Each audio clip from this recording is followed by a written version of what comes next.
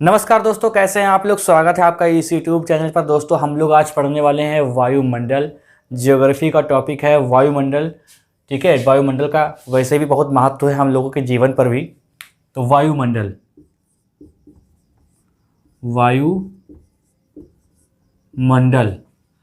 वायुमंडल देखिए, जो वायुमंडल की जो ऊपरी परतें हैं उनके अध्ययन को क्या कहते हैं? एरोलॉजी। ठीक है, एरोलॉजी। वायुमंडल जो है ना, वायुमंडल जो है हमारा 10,000 किलोमीटर तक फैला हुआ है। वायुमंडल 10,000 किलोमीटर तक फैला हुआ है। ठीक है, तो वायुमंडल में मुख्य मुख्य गैसें कौन सी हैं इनको जान लेते हैं, जिनका बहुत ही ज़्यादा रोल है। ठीक है, तो पहले हम लोग थोड़ी सी बेसिक चीज़ें जान लेते हैं। तो मुख्य गैसें कौन कौन सी हैं? मुख्य गैसें कौन कौन सी हैं? देखो, नाइट्रोजन सबसे ज़्यादा है वायुमंडल में। नाइट्रोजन 78%। ठीक है, ऑक्सीजन कितनी है? 20.9%, कभी कभी 21% भी आपको देता है। ठीक है, और कार्बन डाइऑक्साइड CO2 लिख लेते हैं। ठीक है, CO2 कितनी है? 0.03%। और बची हुई आर्गन, ये चार आपको याद रखनी है, 0.9%। और अन्य गैसें हैं बाकी। ठीक है, जो बहुत ही कम मात्रा में है, अन्य गैसें हैं। तो ये बात आपको ध्यान रखनी है। ऑक्सीजन कितनी है? 20.9, 21% के आसपास है। और 78% क्या है? नाइट्रोजन है।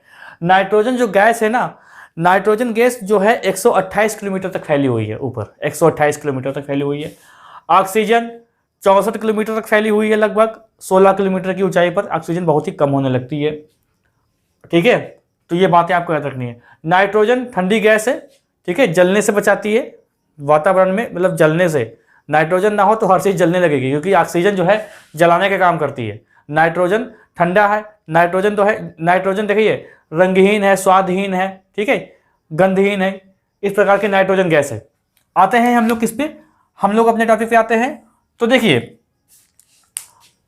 तापमान और कुछ और भी जो घटक हैं उसके अनुसार अगर देखें तो वायुमंडल में 5 परतें पाई जाती हैं। वायुमंडल को हम लोगों ने 5 परतों में बांट रखा है। कौन कौन से? क्षोभ मंडल, समताप मंडल, क्षोभ मंडल, समताप मंडल, मध्य मंडल, आयन मंडल, बहिर्मंडल। क्षोभ मंडल, समताप मंडल, मध्य मंडल, आयन मंडल, बहिर्मंडल। ठीक है, तो यहां पर हम लोग बनाते हैं एक छोटी सी पृथ्वी, और उसी के हिसाब से मैं ऊपर चलूंगा। यहां पर रफ करना पड़ेगा। ठीक है, तो पृथ्वी वैसे भी गोल नहीं है। ये कहां तक शो कर रहा है पहले मैं ये देख लूं। ठीक है, पृथ्वी देखिए वैसे भी गोल नहीं है। पृथ्वी जो लोग गोल बताते हैं, गोल नहीं है भाई। गोल सोचो, गोल पृथ्वी कैसे हो जाएगी? गोल कैसे हो जाएगी? उसमें पहाड़ भी हैं, कहीं गहराई भी है, कभी ऊंचाई भी है। तो भाई सोचिए कैसे हो जाएगा? गोल नहीं होती है। ठीक है, तो देखो यहां पे बनाते हैं हम लोग लेयर। तो सबसे पहली जो लेयर होती है वो होती है क्षोभ मंडल की। किसकी होती है? थोड़ा सा ऊपर रखिए।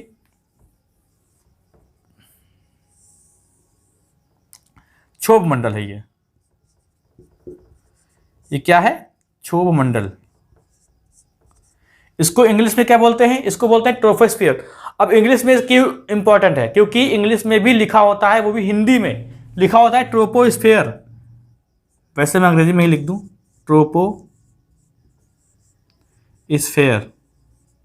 ट्रोपोस्फियर। तो सबसे अब इसकी देखिए कुछ पॉइंट हैं जो आपको याद रखने हैं। वो ये कि क्षोभ मंडल की जो पृथ्वी से ऊंचाई है वो है 18 किलोमीटर, लेकिन ध्रुवों पर इसकी ऊंचाई होती है 8 किलोमीटर। और गर्मियों में इसकी ऊंचाई बढ़ भी जाती है। ठीक है, तो देखो ट्रोपोस्फियर के बारे में क्या है कि ये जो पृथ्वी से ऊंचाई है ना, यहाँ पर जो देखिए यहाँ पर विषुवत रेखा है, विषुवत है, तो यहाँ पर कितनी है? इसकी ऊंचाई कितनी है? 18 किलोमीटर। और यहाँ पर कितनी है? 8 किलोमीटर। ठीक है, ये पूछता है कि विषुवत रेखा से क्षोभ मंडल की ऊंचाई कितनी है, तो वो है 8 किलोमीटर। कितनी है? 8 किलोमीटर।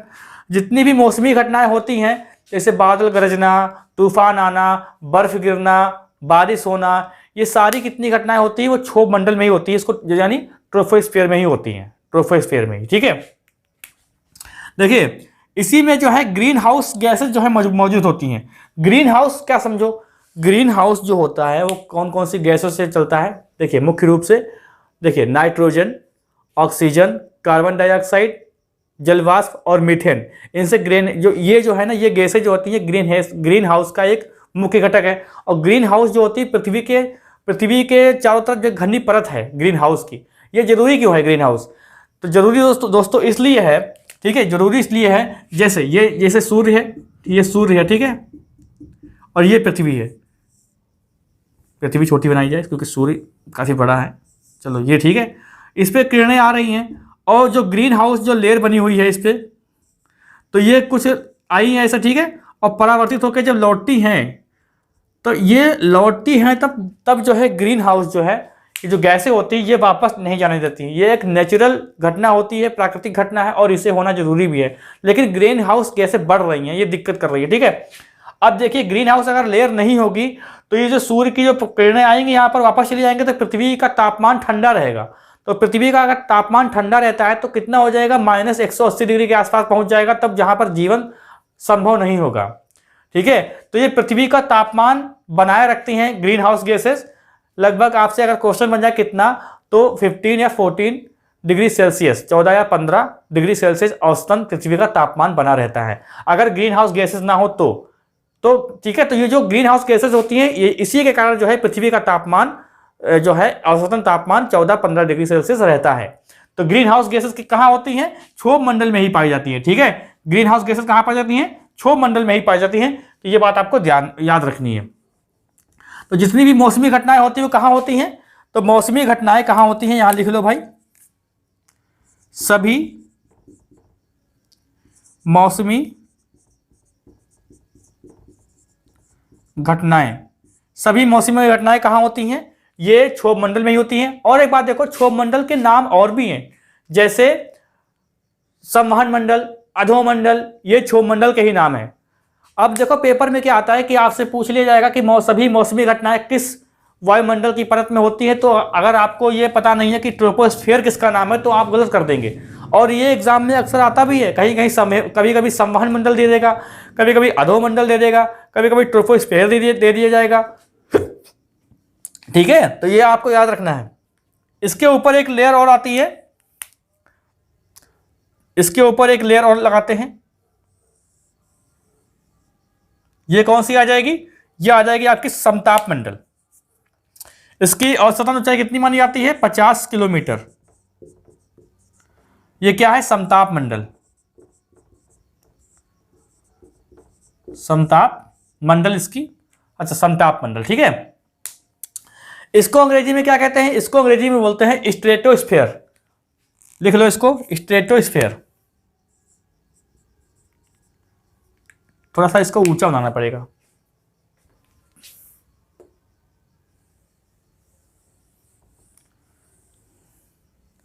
देखो ऐसा करते हैं, एक ये बताते हैं, ये वाली, ये क्या है सुनो, ये पूरा देखो भाई, ये पूरा जो है समताप मंडल को बनाते हैं हम लोग। ये पूरा क्या है? समताप मंडल है। क्या है पूरा? ये पूरा अगर ऐसे हम लोग यहां पर ऐसे कर लें तो ये पूरा क्या है? समताप मंडल।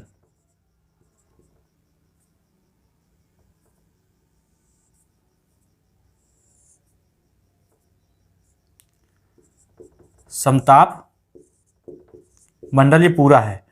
होता क्या है कि जो पृथ्वी है ना, 18 किलोमीटर के ऊपर 10 किलोमीटर की रेंज में क्या है, वो एक उसमें क्या है कि हवाई जहाज वगैरह उड़ाए जाते हैं। समताप मंडल, जैसा कि आपको नाम से ही स्पष्ट हो रहा है कि समताप मंडल मतलब जहां पर समान ताप होगा। तो ये जो 10 किलोमीटर की जो रेंज है ना, 10 किलोमीटर की रेंज, 10 किलोमीटर की जो रेंज है, यहाँ ऊपर यहाँ पर लिखो, 10 किलोमीटर की जो रेंज है ये वाली, इसमें क्या होता है? एरोप्लेन उड़ते हैं, हवाई जहाज उड़ाए जाते हैं। हवाई जहाज क्यों? क्योंकि इसमें कोई भी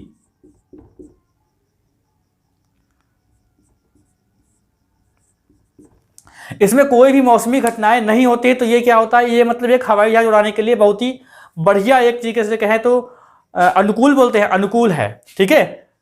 माहौल बड़ा ही अच्छा हो जाएगा हवाई जहाज उड़ाने। अब भाई देखो, जहां पर तूफान वगैरह आएंगे तो पता लगा तूफान आ रहा है, पानी गिर रहा है, बादल गरज रहे हैं, तो वहां पर समस्या होगी। तो क्षोभ मंडल के अगर 10 किलोमीटर ऊपर जाएंगे तो वहां पर वो 10 देखो 18 किलोमीटर के ऊपर क्या स्टार्ट हो जाती है, समताप मंडल की लेयर स्टार्ट हो जाती है। तो जब क्षोभ मंडल के ऊपर चलेंगे तो 10 किलोमीटर की रेंज में उड़ाते हैं हवाई जहाज। और ये जो बाकी जो ऊपर जो 32 मीटर है ना, बाकी का जो ऊपर है, इसमें आता है आपका ओजोन लेयर। ये होती है ओजोन लेयर। अब ओजोन लेयर के जानो क्या होता है। ओजोन लेयर वो होती है जो हमारे सूर्य की किरणें जो आती हैं, जो देखिए कुछ देखो सूर्य की जो किरणें होती है हम लोगों के लिए बहुत लाभदायक होती है, लेकिन एक किरण ऐसी है, ठीक है, जो क्या बोलते हैं उसको, अल्ट्रावायलेट। जो अल्ट्रावायलेट जो किरणें होती हैं, पराबैंगनी जो किरणें होती हैं, उनसे रक्षा करती है। तो जो 10 किलोमीटर का जो ऊपर का जो एरिया है वहां पर होती है ओजोन लेयर। तो ये जो सूर्य से जो किरणें आती हैं, जो सूर्य से किरणें आती हैं, ठीक है, बहुत सारी किरणें आती हैं, तो इसमें कुछ पराबैंगनी किरणें भी होती हैं जो ओजोन लेयर रोकती है, ठीक है। पराबैंगनी किरणें जो होती हैं वो ओजोन लेयर रोकती है। अगर वो ओजोन लेयर ना रोके तो हम लोगों का जीना बहुत ही मुश्किल हो जाएगा। क्यों? क्योंकि वो खतरनाक होती हैं, और वो अगर हमारी त्वचा के संपर्क में आती हैं तो हम लोगों को त्वचा कैंसर हो सकता है, कई प्रकार की बीमारी हो सकती है, ठीक है। तो ओजोन लेयर जो है ना, ये काफी इंपॉर्टेंट लेयर है। और देखिए इसमें छिद्र हो रहे हैं। अब इतना गर्म हो रहा है, इतना जो है ग्रीन हाउस गैसेस बढ़ रही है, तो इसमें समस्या हो रही है। तो अंटार्कटिका में ओजोन लेयर पर जो है छिद्र देखा गया था। अंटार्कटिका में ओजोन लेयर कब मनाते हैं 16 सितंबर को मनाते हैं ओजोन लेयर, ठीक है। ओजोन दिवस मनाते हैं 16 सितंबर को, ठीक है। अब यहां पर चीज देखो, ओजोन लेयर की जो मोटाई होती है, इसको नापने के लिए क्या करते हैं, डाब्सन का उपयोग करते हैं। डाब्सन से मापते हैं। इसकी मोटाई किसके नापते हैं, डाब्सन से मापते हैं, ठीक है, डाब्सन से। ओजोन लेयर को नुकसान किससे हो रहा है, CFC से, क्लोरोफ्लोरोकार्बन। ओजोन लेयर जो है इसको नुकसान किससे हो रहा है, CFC, क्लोरोफ्लोरोकार्बन से नुकसान हो रहा है, ठीक है। और ये क्लोरोफ्लोरोकार्बन कहां से आता है, तो जो हमारे घर में जो फ्रिज होती हैं, AC वगैरह लगी होती हैं, तो उनसे उत्सर्जित होता है क्लोरोफ्लोरोकार्बन, ठीक है। तो इससे ओजोन लेयर को नुकसान हो रहा है। इससे अच्छा एक बात बताओ, कि इतनी सारी वायुमंडल है, इतना हमारे ऊपर दबाव बनाए हैं, लेकिन हम लोगों को पता नहीं चल रहा है। क्यों नहीं पता? इसकी वजह क्या है? जैसे मान लीजिए कोई मंगल ग्रह, चंद्रमा पर रहने वाला कोई व्यक्ति यहां पर आ जाए ना, तो उसका काम हो जाएगा। क्यों? इतना दबाव बना रहा है, लेकिन हम लोगों का जो ब्लड प्रेशर है वो कंट्रोल कर रहा है। वो जैसे क्या हो रहा है कि ऐसे कि जो बाहर की जो वायु है वो हमारे ऊपर दबाव बना रही है, जैसे कि आंखों पर दबाव बना रही है कि आंखें घुस जाओ अंदर। लेकिन जो हमारे अंदर का जो ब्लड है वो एडजस्ट कर रहा है, वो बाहर की ओर फेंक रहा है, और जो हमारा जो वायुमंडल है वो अंदर की ओर घुसेड़ रहा है कि जाओ अंदर जाओ, और हमारा जो अंदर का जो ब्लड प्रेशर है वो बाहर की ओर कर रहा है। तो इतना, ये सब फिजिक्स का टॉपिक हो गया, ठीक है। ऐसे बहुत सारी चीजें हैं। तो क्या होता है, इतना दबाव हमारे ऊपर बना हुआ है, हर चारों तरफ से दबाव बना, लेकिन हम लोग का जो ब्लड प्रेशर है वो क्या कर रहा है, धक्का दे रहा है, वो हम लोगों को एडजस्ट कर रहा है, ठीक है। तो ये क्या कर रहा है, न्यूट्रल कर देता है, ठीक है। तो ये ओजोन लेयर आपको समझ में आ गई। ओजोन लेयर काफी इंपॉर्टेंट होती है। ओजोन लेयर जो है काफी इंपॉर्टेंट है, ठीक है। इसके बाद ऊपर आती है एक लेयर और आती है, इसको मिटा दूं। तो जो ओजोन लेयर की जो मोटाई को नापने की इकाई है वो क्या है, वो है डाप्सन। याद रहेगा आपको, डाप्सन इसकी इकाई है। ये कौन सा है, ये है मध्यमंडल। एक चीज सुनो, एक चीज आपको मैं बता दूं कि देखिए, जब पृथ्वी से ऊपर की ओर जाएंगे तो प्रत्येक 1 किलोमीटर की जो रेंज होती है, क्षोभ मंडल से जो ऊपर की ओर जाएंगे तो प्रत्येक 1 किलोमीटर पर 6.4 डिग्री सेल्सियस का तापमान में गिरावट आती है।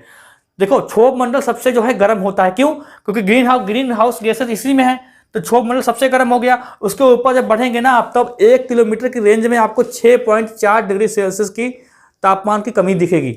और अगर यही आप 1 मीटर की नापते हैं, 1 मीटर, तो एक मीटर में क्या होगा, जैसे कि 1 मीटर में क्या होगा, 1 डिग्री सेल्सियस, ठीक है। 165 मीटर पर क्या हो जाएगा, 1 डिग्री सेल्सियस। 165 मीटर ऊपर जाएंगे तो 1 डिग्री सेल्सियस की कमी आपको दिखेगी, ठीक है। तो मध्यमंडल क्या है, तो मध्यमंडल क्या है, सबसे ठंडा हो गया, सबसे ठंडा मध्यमंडल है। इसका काम क्या है, अच्छा इसका ये देख लो कितना है, यहाँ पर कितना था, 50 किलोमीटर, तो ये क्या है, 50 से 80 किलोमीटर तक है। ये 80 किलोमीटर तक है, ठीक है, पृथ्वी से 80 किलोमीटर में उपस्थित है ये। तो सबसे ठंडा है। होता क्या है, देखो हमारी पृथ्वी क्या है, हमारी पृथ्वी अंतरिक्ष में विद्यमान है, ठीक है, अंतरिक्ष में है। यहाँ पर उल्कापिंड भी बहुत आते रहते हैं, बहुत उल्कापिंड पृथ्वी को हमेशा तबाह करने के लिए बेचैनी रहते हैं। लेकिन अगर ये मध्यमंडल न हो ना तो काम लग जाएगा। मध्यमंडल क्या करता है कि उल्कापिंड को नष्ट कर देता है। उल्कापिंड बहुत गिरते हैं पृथ्वी पर, हर सेकंड में गिरते रहते हैं, लेकिन मध्यमंडल जो है ये इसको नष्ट करते रहते हैं। तो मध्यमंडल भी काफ़ी इंपॉर्टेंट है, हमारे जीवन में हर एक चीज़ इंपॉर्टेंट है, ठीक है। तो मध्यमंडल समझ में आपको आ गया होगा। 80 इसके ऊपर क्या है, इसके ऊपर है आयन मंडल। आयन मंडल,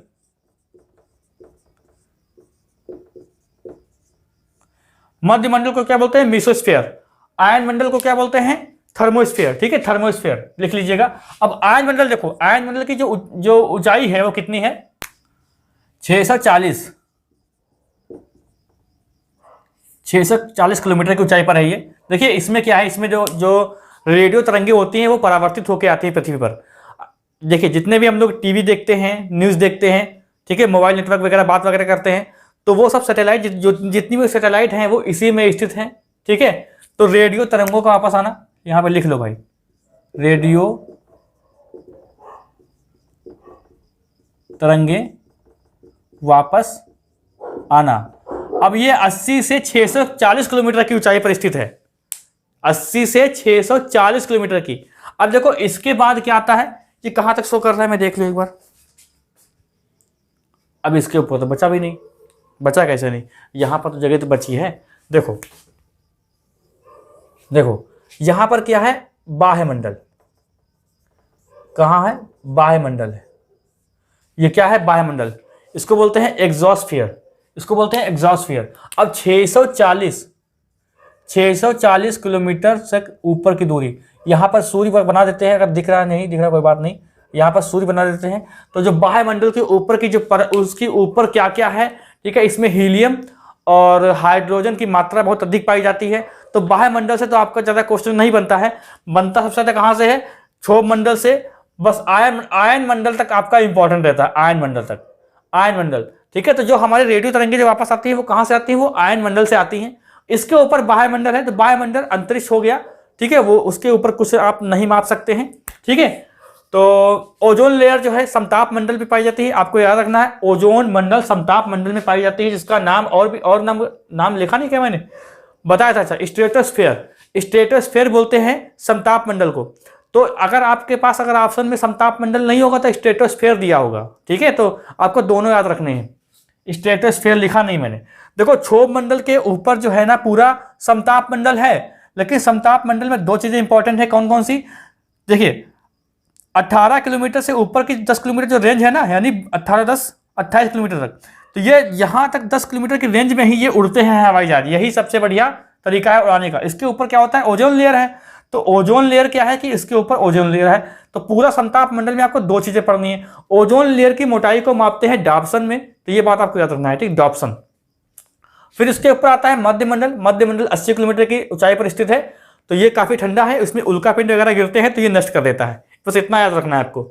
इसके ऊपर आयन मंडल है, तो जितनी भी सैटेलाइट वगैरह हैं वो सब इसी में उपस्थित है, इसी से रेडियो तरंगे जो है वापस आती हैं पृथ्वी पर। इसके ऊपर क्या है आपका बाह्य मंडल है, जो इंपॉर्टेंट नहीं है, इसके ऊपर वायुमंडल, लेकिन ये वायुमंडल की एक परत मानी जाती है, तो ये इसको भी पढ़ते हैं।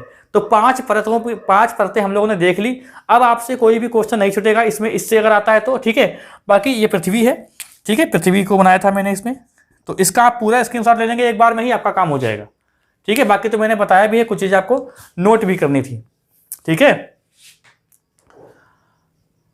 ठीक। तो सभी मौसमी घटनाएं कहाँ होती हैं, क्षोभ मंडल में होती हैं। सभी मौसमी घटनाएं कहाँ होती हैं, क्षोभ मंडल में होती हैं। ये बात ध्यान रखना, इसका नाम क्या है, ट्रोपोस्फेयर, और क्या नाम है, और क्या नाम बताया था मैंने, संवहन मंडल, और बताया था मैंने अधोमंडल। तो कोई सवाल अगर आपका और कोई होता है तो आप लोग कमेंट कर सकते हैं, मैं उसका रिप्लाई कर दूंगा। वीडियो को आपने यहाँ तक देखा है तो बहुत बहुत धन्यवाद, और इसको शेयर भी कर दे तो और भी आपका भला, मेरा भला हो जाएगा, मतलब मेरा भला हो जाएगा। अगर आप इसको शेयर कर देंगे मेरा ही भला हो जाएगा, ठीक है। तो मैं आशा करता हूँ कि आप लोग शेयर करेंगे। चैनल पर जो लोग नए हैं वो कृपया चैनल को सब्सक्राइब कर लें, बेल आइकन दबा दें, जिससे आपको लेटेस्ट अपडेट मिलती रहे। मिलते हैं हम लोग अगली क्लास में। कोई डाउट हो तो आप पूछ सकते हैं।